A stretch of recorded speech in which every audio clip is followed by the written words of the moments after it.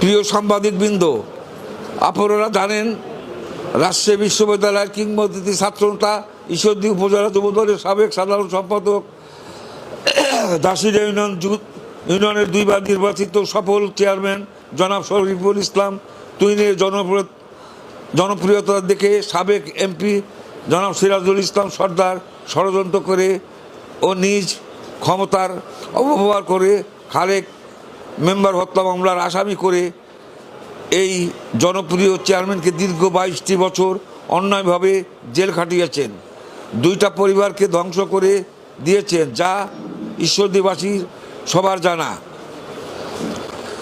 তৎকালীন 1994 সালে স্বৈরাচার শেখ হাসিনার ঈশ্বরদী আগমনকে কেন্দ্র করে উদ্ধৃত ঘটনার পরিপ্রেক্ষিতে ঈশ্বরদী জিআরপি থানায় যে মামলা দায়ের করা হয়েছিল সেই সময় চূড়ান্ত প্রতিবেদন দাখিল করলেও আপনি সংসদ থাকার কারণে প্রভাব খাটিয়ে সেই মামলা নিষ্পত্তি করতে দেন নাই।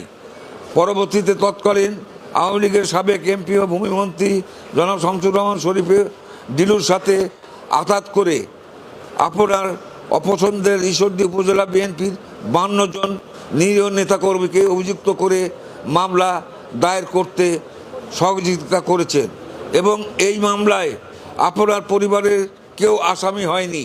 এর ফলে অনেক নিরপরাধ নেতাকর্মী মৃত্যুদণ্ড, যাবজ্জীবন কারাদণ্ড ও 10 বছর পর্যন্ত সাজা ভোগ করার মতো কঠিন পরিস্থিতির মুখোমুখি হয়েছে। রাজনৈতিক কর্তৃত্ব ধরে রাখার স্বার্থে আপনি এমন জঘন্য ও অমানবিক কর্মকাণ্ড করেছেন তা সবাই জানে। সবচেয়ে দুঃখজনক বিষয় হলো যেসব নেতাকর্মী এই মামলার কারাগারে গিয়েছেন তাদের কেউ আপনার পক্ষ থেকে কোনো সহানুভূতি বা সহযোগিতা পাননি। এমনকি দীর্ঘদিন কারাভোগ করার সময় আপনি কখনো তাদের পরিবারগুলোর খোঁজ খবরও নেননি।